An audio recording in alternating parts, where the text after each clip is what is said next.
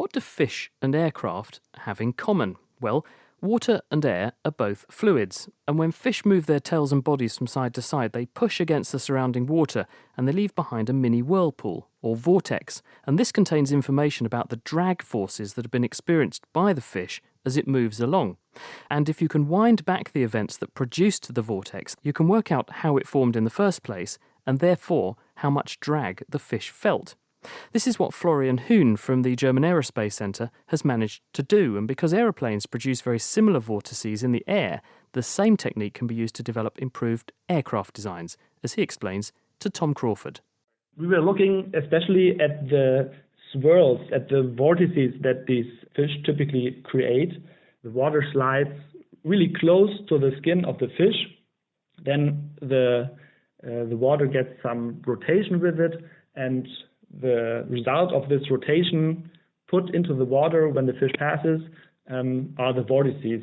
And once we have found these vortices behind the fish, what we do is we use the velocity data from the simulation to move this piece of fluid backward in time.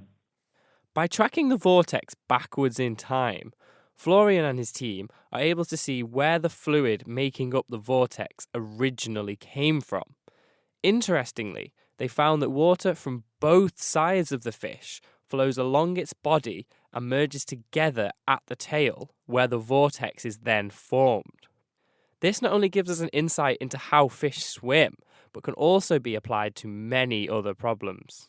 At the tip of the wing, just to take a typical airplane, you have a huge vortex, but it's bad for the pilot because if you land on an airport, of course there were other planes before, and they all left their wingtip vortices in the air somewhere, and you don't want to hit those with your plane because that really shakes the plane. Are they what causes the delay between planes landing? I know there are, of course, other factors. No, you have to get away from the runway and all these things, but I know it's one limiting factor. Understanding how these vortices form, that would give us an idea of perhaps how to make them smaller or how to make them go away more quickly, and therefore leading to potentially more efficient airports. Yeah, well, that'd be a good thing if that was possible, yeah.